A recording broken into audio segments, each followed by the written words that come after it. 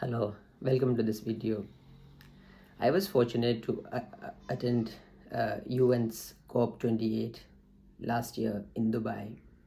This is the 28th meeting of the United Nations Framework Convention of Climate Change's 28th edition of the Conference of Parties that held in Dubai. Now, at the same time, the year 2023 was marked as the hottest year ever on records. We have seen wildfires in Canada. We have seen extreme heat waves in South Asia. We have seen destruction and devastation due to climate change in parts of Africa. Most part of the world witnessed devastating impacts of climate change in the year 2023, apart from the fact that this was also the year which was recorded as hottest ever. Now, when Sultan Al Jaber, who is also the CEO of the UAE's National Petroleum Company, when he was appointed as the chief or the leader or the president of COP28, there were skepticism in the Western media about how this person is going to deliver a positive outcome, who is also a chief of the fossil fuel company. Now, if we look at the outcomes that have come out from COP28, what we see, it seems that, in Sultan Al Jaber's language, that they have quote unquote delivered what they have been talking about. Now, this is going to be a small analysis of some of the major outcomes from COP28. Now, the first outcome, of course, is kind of acknowledging, if I have to paraphrase the document, it says that 200 countries in the world have acknowledged and agreed to transition away from fossil fuels in the energy systems in a just, orderly, and equitable manner, accelerating action in this critical decade.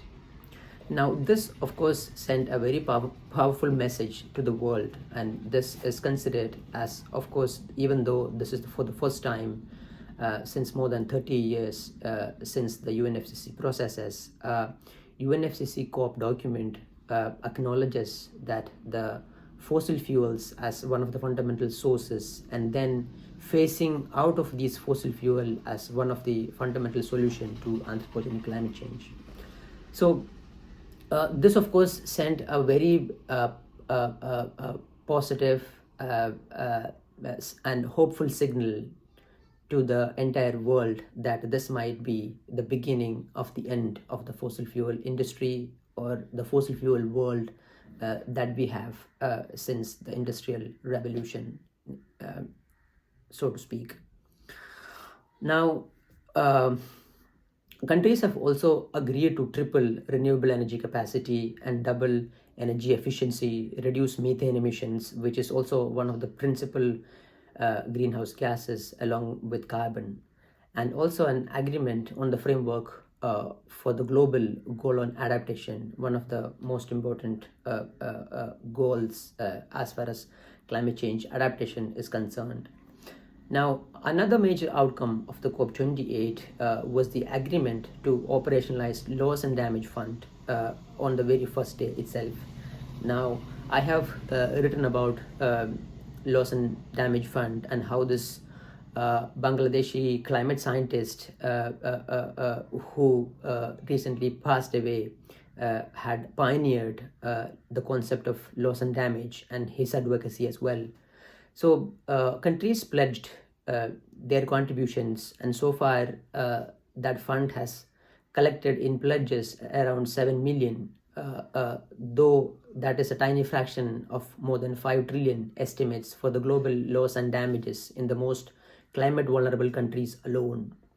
Now, loss and damage fund, which was of course agreed in COP27 in Sharm el Sheikh in Egypt in 2022, had not been agreed on who all will pay and how much the countries would pay and what institutions will be part of this process.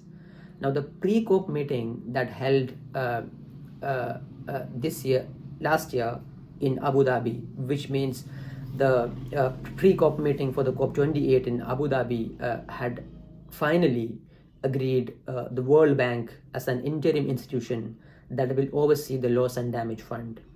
Now, it's not clear if the loss and damage fund will be in the form of loans and what might be the mechanisms to avail these funds, which is, of course, a major concern for the most vulnerable countries to climate change. Now, though the Glasgow conference had decided to set up a 2-year work program to define the global goal on climate change adaptation is an important agenda that mostly get neglected in the processes. Now, the agreement on the framework for global goal on adaptation, including attaining climate resilience in food and agriculture production, reduction in climate-induced water scarcity, and building resilience against climate-induced health impact. For the first time in the history of COP meetings, COP28 had a day dedicated to health and climate change, particularly as the world has slowly woken up from the COVID-19 pandemic. Now, that day underscored how climate change is the single biggest threat or challenge to the global public health. Now, from India, of course, Prime Minister himself attended the World Climate Action Summit, which was there in the first week of the COP meetings, and along with the Minister for Environment, Forest and Climate Change. Now, the Environmental Minister of India made it clear in his opening remark that, how India is firmly believes in equity and climate justice. That must be the basis of global climate action, and how this can be ensured only when the developed countries take lead in ambitious climate action. Of course, India has been talking about global climate equity and justice, but they are conservative when it comes to some of these concepts within India. For example, the most marginalized communities, lower caste communities, Dalit communities, Adivasi communities, Bahujan communities, and the most vulnerable groups in India don't get either a mention or importance in most of the policy as well as the political discourses about climate change in India. Now, of course, in terms of coal, India is one of the biggest coal mining countries in the world as well, where India has been talking about how India would not be able to transition immediately from the coal because how cheaply and conveniently coal is available for countries like India, which also mean the coal production in India will continue or is going to stay there as it is, or even more than that. Now, COP 28, of course, gives a positive signal in terms of acknowledging fossil fuels and the transition or phasing out from fossil fuels. But at the same time, the message from COP signals a distant future without fossil fuels, of course. However, most of the new research that suggests even if we phase out of the fossil fuels immediately, the world is well on its way to cross 1.5 degree threshold, which is the historic limit which was kept by the Paris Agreement in Paris COP meeting. Now, this means far-reaching impacts for climate change will be felt everywhere in the world, particularly in island nations and most climate vulnerable countries and regions, and also for communities and groups who are most vulnerable even in the developed world. Now, the loss and damage related to this is going to go up multiple folds in most part of the world. None of the agreements or pledges which are reached or done in Dubai, or the hundreds of pledges that the countries have taken, are not sufficient to stop this catastrophic impacts of climate change anyway.